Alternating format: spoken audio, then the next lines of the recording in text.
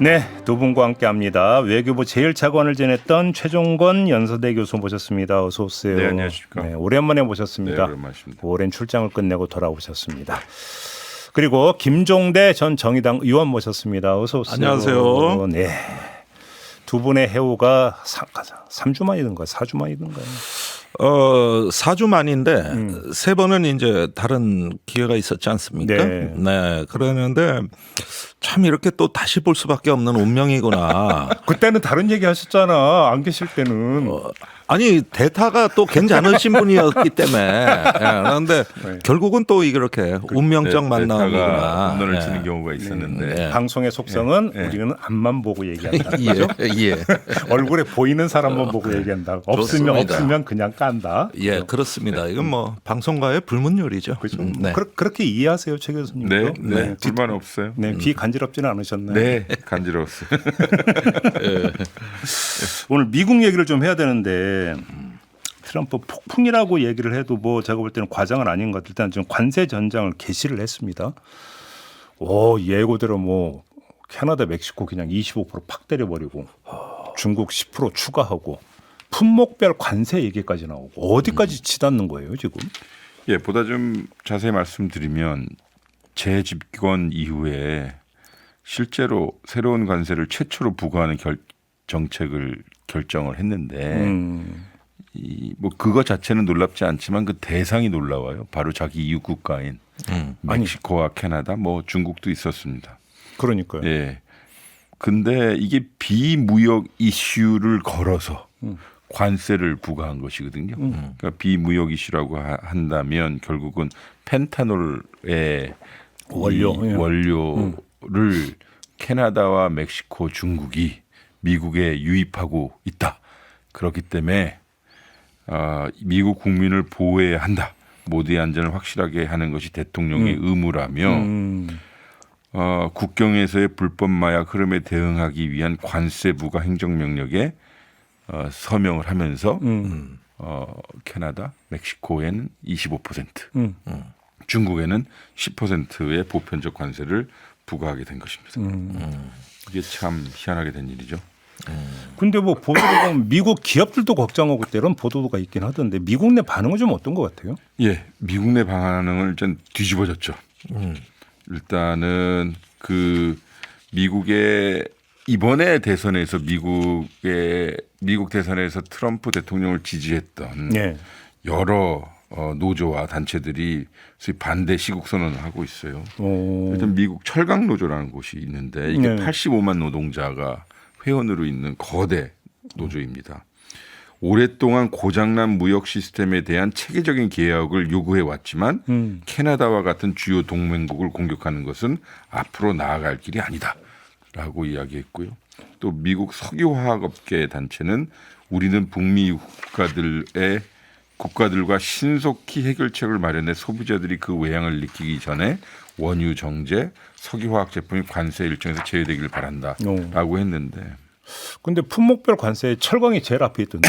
네, 그렇습니다. 이게 결국은 미국과 캐나다 그리고 미국과 멕시코의 무역 구조를 잘 봐야 돼요. 그러니까 캐나다는 사실상 아메리카 대륙의 사우디아라비아 같은 나라예요.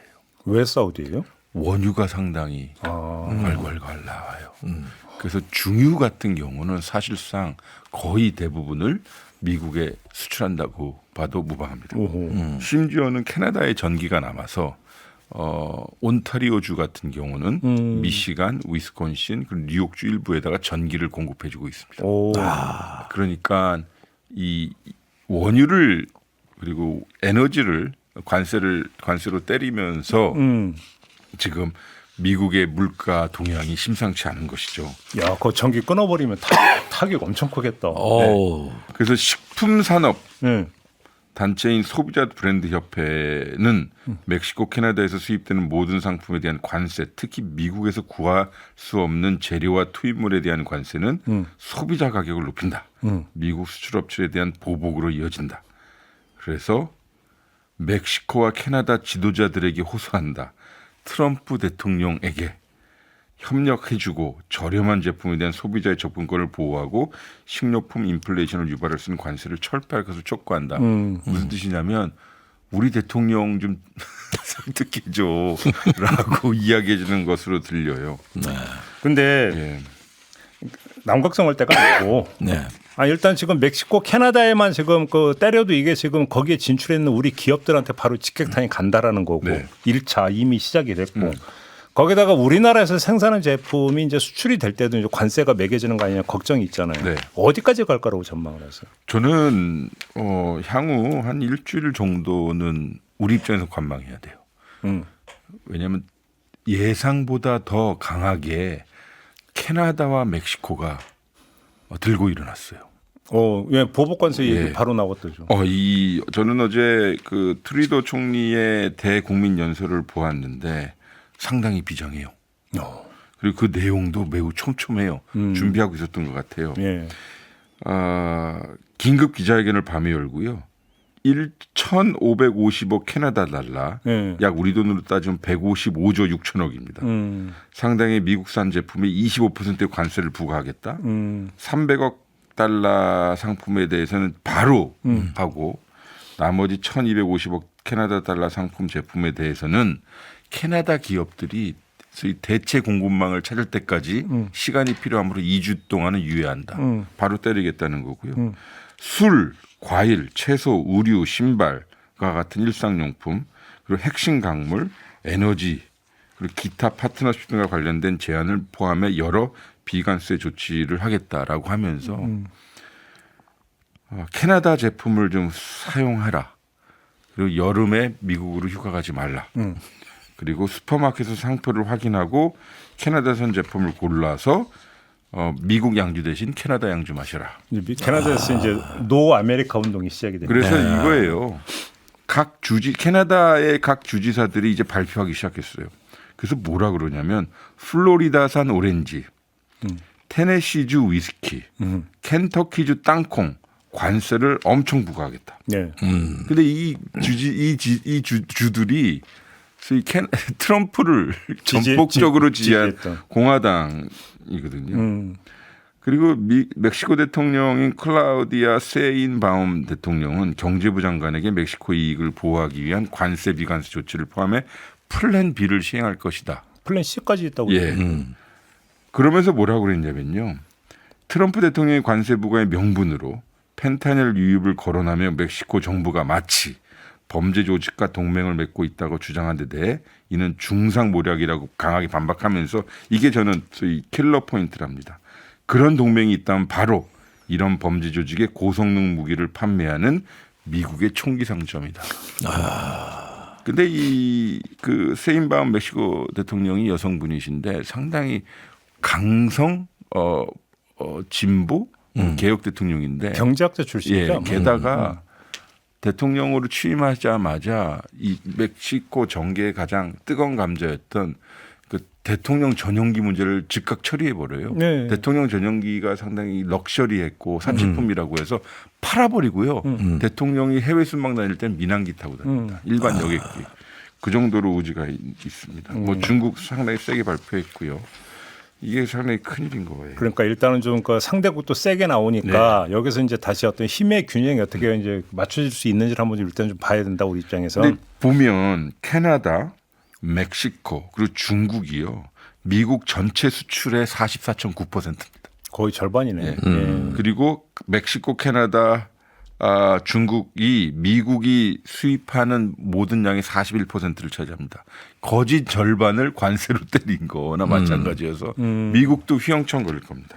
네, 인플레도 악영향 네. 있지 않겠어요? 그렇습니다. 그러니까 인플레이션뿐만 아니라 지금 이 관련된 이익단체들 그리고 특히 그 요번에 7개 주 정도 되겠죠. 트럼프를 전폭 지지했던 주들 특히 미시간, 펜실베니아 그리고 위스콘신 여기 이제 자동차 산업이 많은데 멕시코에서 부품이 갑니다.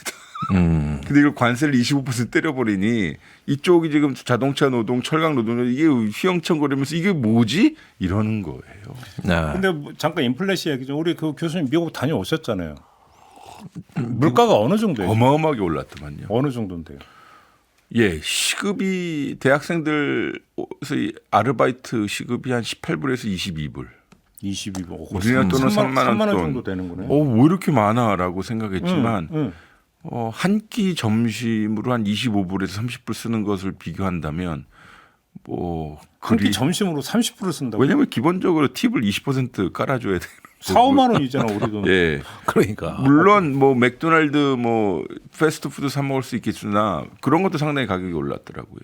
그러니 어떻게 되겠어요? 소상공인들은 기본적으로 시급이 너무 많이 오르니 그 소위 불법 이민 노동자들을 고용할 수밖에 없는 상황이고 그러다 보니 기존에 와 있었던 이민자들은 불만을 갖게 되는 것이고. 그러니까 불법 체류자한테 네. 그러니까 합법 이민자들이 밀려나는. 네. 특히 이것이 그 캘리포니아, 아리조나, 텍사스, 뉴멕시코 등등에 상당히 심했고 네. 또 이것이 지난 대선의 큰 쟁점이었는데 네.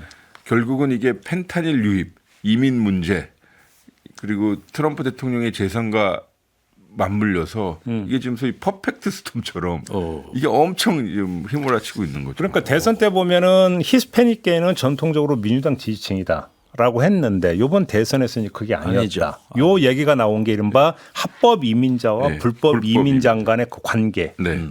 여기서 이제 합법 이민자만이 유권자가 될 수 있었을 테니까 네. 이들의 표심이 그러니까 따르게 움직였다 이렇게 얘기가 되는 거네요. 그렇죠. 한 한 가지 또 말씀드리고 싶은 것은 이번에 그냥 관세 때려라고 한 것이 아니라 사실 법적 근거를 가지고 했어요. 그게 뭐냐면 미국의 국제긴급경제권법이라고 해서 IEEPA 법입니다. 이게 77년도에 제정된 법인데 오래된 법이네. 예, 국가 비상사태를 선포하고 그리고 특정 국가나 단체에 대한 자산 압류, 금융거래 차단, 각종 상업활동을 규제 가능한 건데 이게 2001년도 9.11 터졌었을 때요.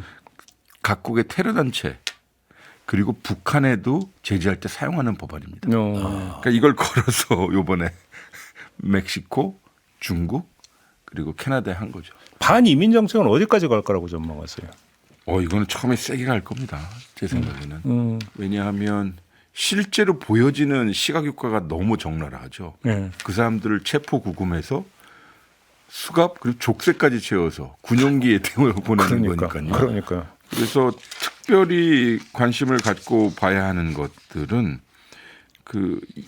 이 미국 국민들의 그 여론이 좀 바뀌었어요.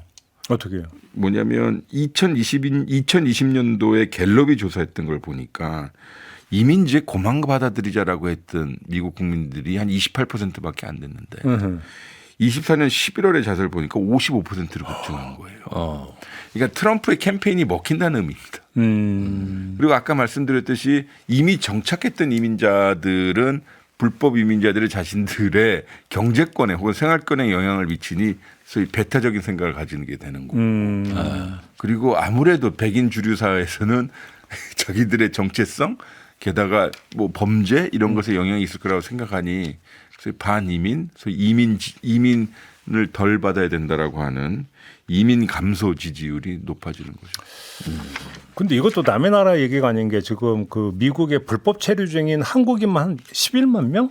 뭐 언론에 15만 명 얘기도 나오던데요. 예, 10일에서 15만 원이 뭐 정설이라고 하는데 사실 그거 어떻게 알겠습니까? 그래요. 뭐 관광으로 갔다가 뭐 그렇죠. 갑자기 사라지는 분들이 많은데 거기다가 지금 백악관 대변인은 이제 몇 명가 콕 찍어서 사례를 걸었는데 그 중에 한국인이 포함이 돼요. 예, 나왔죠. 아주 사우스 코리아라고 그러니까. 했죠.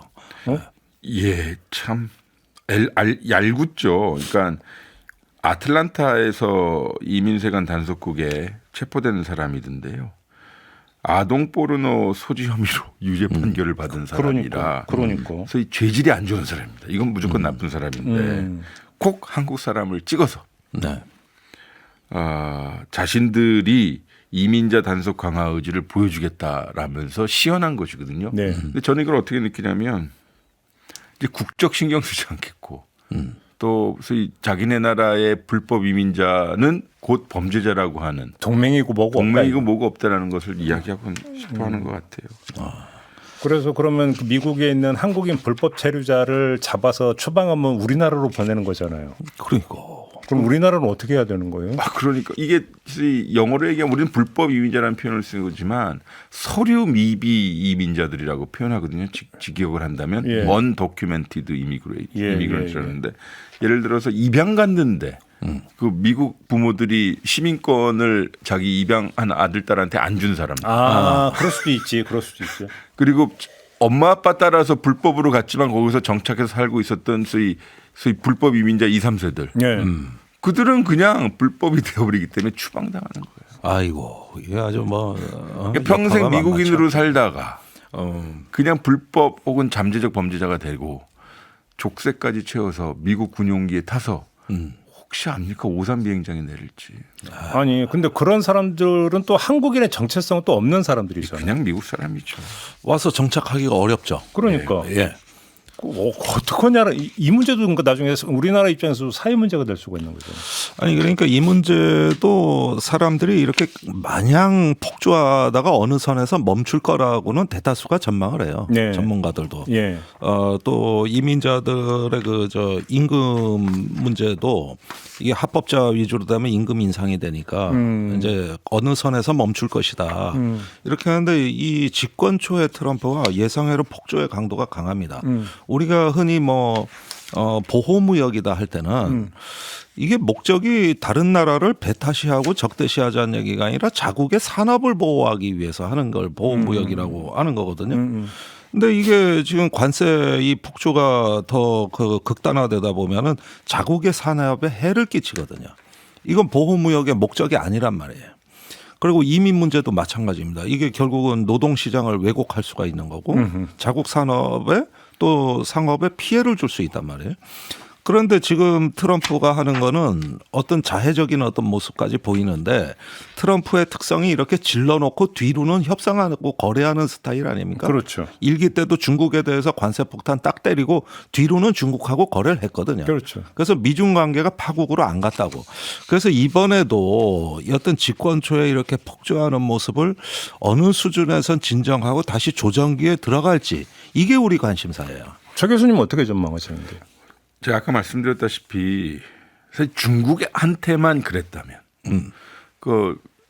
우리 예상대로 가는데 이게 놀라운 것은 자기 이웃 국가인 멕시코하고 캐나다를 때렸단 말이에요. 게다가 멕시코와 캐나다는 소위 나프타 북미 자유무역 협정이라고 하는 이제 트럼프 1기 때는 이것을 이제 미국, 멕시코, 캐나다 협정이라는 이름으로 바꿨고 트럼프가 원하는 대로 됐는데 사실상 이게 이 미국과 이 3국은 상당히 완벽한 거의 완벽에 가까운 연결성을 가지고 무역 공동체를 이루고 있었거든요. 예. 그러니까 대체성이라는 게 상당히 없어요. 캐나다는 미국 아니면 딴 데서 자동차를 수입하면 돼요. 그렇지. 캐나다는 소위 자신들이 필요한 플로리다산 오렌지가 아니라 저희 남미 오렌지를 수입하면 돼요. 근데 미국은 원유, 니켈, 망간 이런 거는 캐나다 아니면 중국 등등에서 수입해야 되는 대체성의 문제가 있어요. 미국의 트럼프를 가장 열렬히 지지하는 것은 북동부 러스트벨트의 자동차 공업지대입니다. 아까 말씀드렸다시피 미시간 주인데요. 미국은 멕시코로부터 자동차 부품을 사서 완제품으로 조립하여 팝니다. 이 부품에다 관세 25%를 때려버리면 미국 자동차 값이 올라갑니다. 그렇죠. 예를 들어서 지금 앨런 머스크가 트럼프 행정부의 중요한 핵심 인사고 장관으로도 입각한다고 하는데 테슬라에다가 멕시코나 캐나다가 관세 25%에서 55% 때리고 자기네도 환경에 관련해서 보조금 안 준다 그러면 테슬라 어떻게 되는 겁니까? 그러니까 이게 지금 트럼프가 혹은 미국이 아무리 큰 경제를 할지라도 버틸 수 있을 것인가. 또 역설적으로 지금 EU를 때리고 한국을 눈여겨보고 있다고 하잖아요. 저희로서는 캐나다와 멕시코가 버텨주면 버텨줄수록 우리도 시간과 여유가 더 있는 것이고 소위 억압받거나 어비스 당하고 있는 여러 소위 우호 국가들과 연계 맺을 수 있는 것이 아닌가라는 그러니까 이제 아니 바로 저 점인데 제가 아까 들어오기 전에도 계속 그 질문을 최 교수한테 했던 것입니다만은 미국한테 얻어 터진 나라들끼리 이렇게 자구책을 모색하는 연대가 생길 수 있다는 겁니다. 그러면 미국이 고립된다는 얘기거든요. 지금 유럽도 이미 준비에 들어갔습니다. 예. 그러면은 이거는 국제 질서가 어떤 폭력적인 공급망 재조정을 통하는데 다 미국한테 불리한 방향으로 가지 않겠냐는 거예요. 이런 위험이 충분히 있는데도 이렇게 한다? 저는 정확한 말씀이시고요. 몇 가지 팩트만 좀 공유 드리면 파이낸셜 타임즈의 보도에 의하면 2023년 12월 기준으로 미국 내 가장 많은 직접 투자, 그러니까 직접 투자라고 하면 가서 공장을 짓는 국가인데 우리나라가 1등입니다. 그러니까. 우리나라가 215억 불. 그러니까 사실 우리 국내의 산업 공동화를 우려할 만큼 좀 미국에다 직접 투자하고 있는 거거든요. 그러니까 우리 대미 흑자가 늘어나요. 그러니까 미국에서 전지 산업, 자동차, 반도체 직접 거둬 짓고 있는데 그러니까 사실 우리도 할 말은 해야 되겠죠. 이것들이 다 소위 트럼프를 지지한 주였어서 좀 중요하다고 봐요. 알겠습니다. 네. 일단 좀 나설 때가 아니라 뒤따라갈 때다. 그죠? 일단 예. 그죠? 결론은 이렇게 내려면 되는 겁니다. 예, 너무 나설 필요는 없지 않을까요? 그렇죠. 네. 네, 우리도 바게닝 칩이 있으니까. 네, 네, 예. 그죠. 걱정은 됩니다만 네, 좀 미리 나가지 말자. 그렇죠. 예. 네, 천천히 걸어도 된다. 이런 얘기고 다른 주제 하나만 좀 더 살펴보겠습니다. 헌법재판소로 가겠는데요. 지금 내란에 가담했던 사람들이 이제 줄줄이 이제 그 증언대에 서는 거 아니겠습니까? 네. 관전 포인트가 뭘까요? 예, 일단 4일날 여인영 방첩사령관, 이진우 수방사령관을 필두로 해가지고 6일날은 곽종근 특조전 사령관이 증인으로 출석하고요. 그 다음에 이제 이상민 전 행정안전부 장관, 조태용 국정원장, 그 다음에 국정원 3차장도 나오더라고요. 네, 그렇죠. 이렇게 해서 이게 증인 신문이 4일, 6일, 11일, 13일 네 차례고 여기서 종결을 하겠다는 게 네. 재판부 입장입니다. 예. 그러면 13일경에는 거의 모든 증인 신문이 이제 끝나고 변론을 마무리 짓지 않겠느냐 이런 전망인데요. 일단 핵심 증인들이 대거 다 출동하는 겁니다. 그런데 문제는 검찰이나 국회에서의 증언과 달리 이번에 윤석열 대통령이 이제 나올 가능성이 있거든요. 뭐 일각에서는 지금 두 가지 관측이 나오는데 윤 대통령이 건강상 핑계로 안 나올 수도 있다. 그래서 서로 이렇게 마주치지 않게 하겠다는 거고. 지금 이제 김용현 전 장관과는 차원이 다르니까 이런 어떤 부분도 있고 또 국회 측에서 그 증인과 피청구인 간에 대면하지 않도록 해달라. 이렇게 재판부에 요청도 했다는 게 지난주 속보로 나왔는데 아직 결과 후속 보도가 없습니다. 네. 이렇게 봤을 때는 면전에서 윤 대통령과 그 증인들이 마주치느냐 여부가 일단 쟁점이 되는 것 같습니다. 네. 이게 우선 관전 포인트. 그런데 윤석열 일단 피청구인이 내가 언제 그때 잡아들이라 그랬냐. 너 체포로 한 적 없는데 그 이상하게 어디서 잘못 듣고 이야기하는 거 아니냐. 이렇게 나올 가능성이 높다는 거예요. 부인하겠죠. 네. 그러면 들은 사람 입장에서 환장할 노릇 아닙니까? 네. 분명히 자기가 좋아해서 체포해라. 특히 의원 의결 정족수가 안 되니까 문부시고 들어가서 지금 끌어내라. 이렇게 명확하게 들었거든요. 그러니까 이게 약간 어떤 초현실적 상황이 벌어질 수도 있겠다. 한 명은 너무 분명히 얘기했는데 천연덕스럽게 이제 윤 대통령이 부인할 경우에 어떤 모양이 펼쳐지겠느냐. 이게 우선 관전 포인트라고 합니다. 홍장원 전 국정원 1차장도 나가죠. 옵니다. 그죠. 네. 국회에서 이렇게 단호한 어조로 그러니까 확실하게 또박또박 발언을 했잖아요. 그렇습니다. 저는 거꾸로 그렇게 홍장원 전 차장이 그 헌재 증언대에서 발언하면 윤석열 대통령 표정이 어떨지도 그것도 역으로 궁금하기도 해요. 역으로 궁금한데 네. 이게 사실 인간적 감정이라는 건 복잡하게 맺어져 있어요. 사실 홍장원 1차장은 윤석열 대통령 사람이거든요. 그래서 국회에서 증언할 때도 나는 윤 대통령을 좋아한다. 그렇죠. 그런데 이건 아니지 않느냐. 이렇게 얘기했단 말이에요. 근데 이제 면전에 윤 대통령이 있는 거예요. 그러면은 어떤 호소형으로 할지 읍소형으로 할지 왕고거법을 쓸지 이런 부분도 아마 개인적인 어떤 그 신경에 많이 좌우될 포인트죠. 제가 볼 때는 포인트가 하나가 더 있는 것 같은데요. 일단 소소하지만 중요한 거 요원이냐 의원이냐도 확실하게 예. 확실하게 정리하고 넘어가야 되는 거 아닌가. 예, 그런데 지금 이제 그 재판 단계로 가면서 서서히 드러나지만은 검찰 특수본에서 의원 체포 또 의결 정족수 저지에 대한 그 교신 기록이 의외로 많이 확보된 것 같습니다. 아 그래요? 예. 그 일단은 현장 출동한 병력들 간에 빨리 누구 체포해라 위에서 뭐 체포하라고 독촉이 내려온다 이런 것들이 굉장히 많이 통신 교신 기록에 내용까지 확보가 돼 있다. 남아 있고 예. 비화폰이라 해서 안 돼 있다 그러지만은 사실은 일반적인 SNS를 활용한 흔적도 남아 있고 그래가지고 일단은 증거가 차고 넘친다. 너무 많다. 이런 부분들을 이게 뭐 어떤 압도적인 그 증거의 양으로 막 그 밀어붙이는 형국이 됐을 때 이때 윤 대통령이 감당할 수 있겠냐. 헌법재판소는 어찌 뭐 그냥 변명으로 5기로 버틴다 할지라도 재판에 가서는 어떻게 했느냐. 오히려 그 허구성이 더 드러날 수도 있는 거거든요. 그런 점에서 일단은 크게 뭐 이런 사실관계 다툼에 대해서는 우리가 알던 상식에서 뒤집어질 것 같지는 않아요. 아까 이제 그 증인으로 채택된 사람 중에는 국정원 3차장도 있다고 그랬고 예. 선관위 사무처장도 있지 않습니까? 예, 사무처장입니다. 김용빈 예. 선관위 사무총장인데 모든 실무의 컨트롤 타워는 사실 사무총장이에요. 그러니까 이른바 부정선거 관련해서 불렀다고 봐야 되는 거잖아요. 그렇습니다. 예, 때마침 그 교도소에서 김용현 전 장관의 편지가 하나 또 밖으로 나와가지고 이게 애국지사 공개가 편지. 됐는데 애국 국민들께. 예, 여기서는 아예 부정선거를 확신하고 있어요. 예. 내란 세력 뭐 부정선거 막 쏟아내고 있습니다 지금. 그래서 중요한 헌법 심판을 앞두고 왜 이럴까?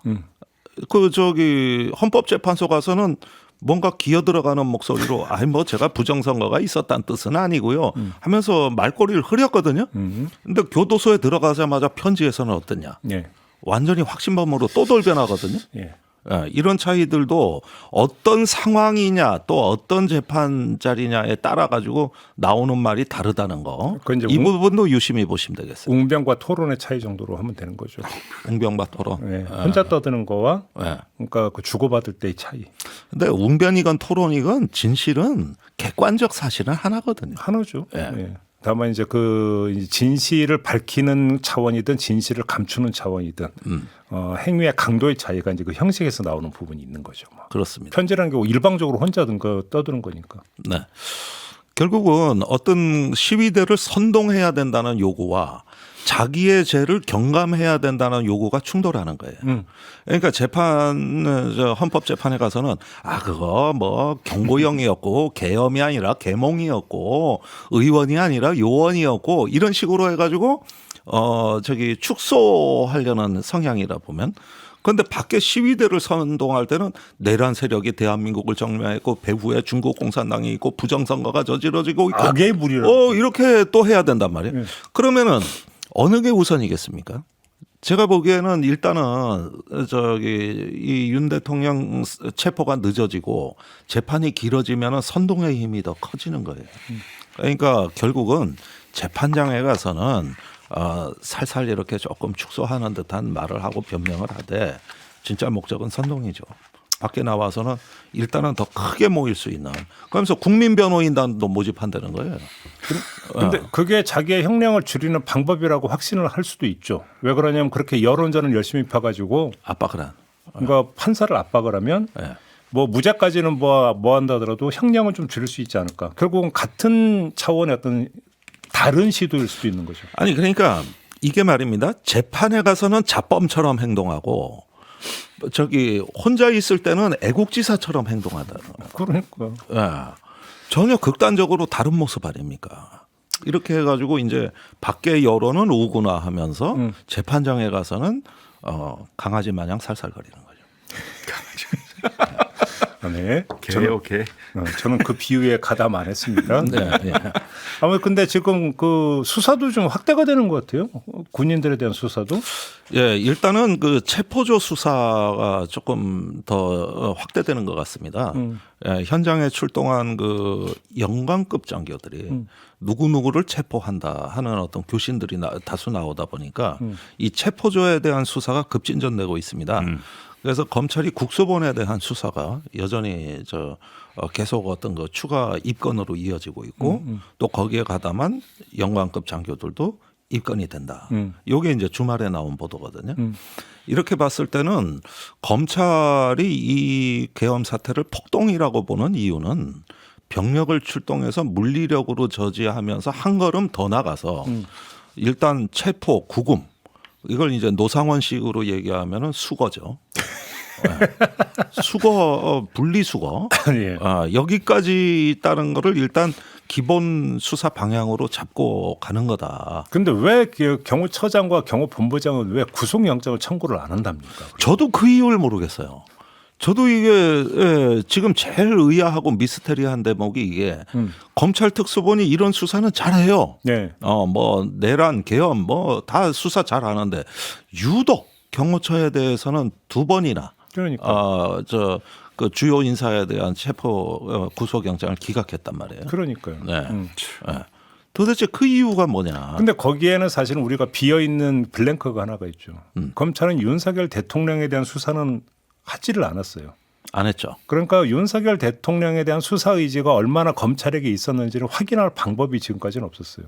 그런데 경호처 차장과 경호본부장에 대한 수사는 곧 윤석열 대통령에 대한 수사하고 직결이 되는 부분이 있습니다. 그게 그래서 그러면 이제 저지에서 윤석열이 진짜로 뭐 총 이런 얘기까지 했느냐 안 했느냐 이 부분도 있지만 또 한 가지 서버 문제가 있지 않습니까?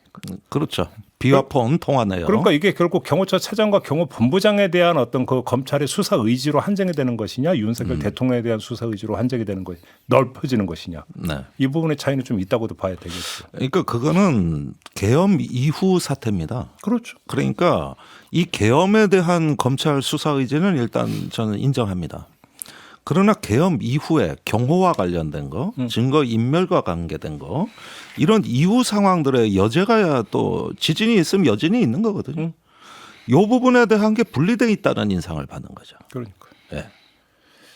결국은 정말로 수사 의지가 있다면 비화폰 어떻게든지 간에 접근을 하려고 노력을 하는 게 아니 상식 이번 아니겠어요? 수사에서 비화폰은 핵심 증거입니다. 아 그러니까요. 예, 이 통신 기록 이거를 재판부에 제출 안 할 수가 없어요. 그러려면 서버에 접근을 해야 된다니까. 그 사이에 경호처가 그 근데 그걸 서버에서 삭제하라고 했다는 증언이 경호처가 나왔던 거예요. 가로막고 있는 거죠. 예, 그게 나온 거예요. 근데 여기서 이제 가로막고 있다는 주어를 경호처로 할 거냐, 경호처 차장으로 할 거냐. 이거에 대해서 판이 달라지는 거죠. 어쩌면 윤석열 피청구인일 수도 있죠. 그렇죠. 예, 거기가 직접 지시했을 수 있죠. 거기까지 갈 수 있는 거죠. 그렇습니다. 그러니까 이거는 제가 보기에 지진의 그 치명적인 지진 못지않은 여진이다. 그리고 사실은 그런 어떤 여진을 통해서 지진의 실체를 알 수 있는 거란 말이에요. 그렇죠. 이게 오히려 더 중요할 수 있습니다. 그렇습니다. 알겠습니다. 오늘 이야기는 좀 이렇게 마무리하죠. 네. 네. 두 분과 함께 했고요. 저도 함께 물러가겠습니다. 고맙습니다. 감사합니다. 네, 맞습니다.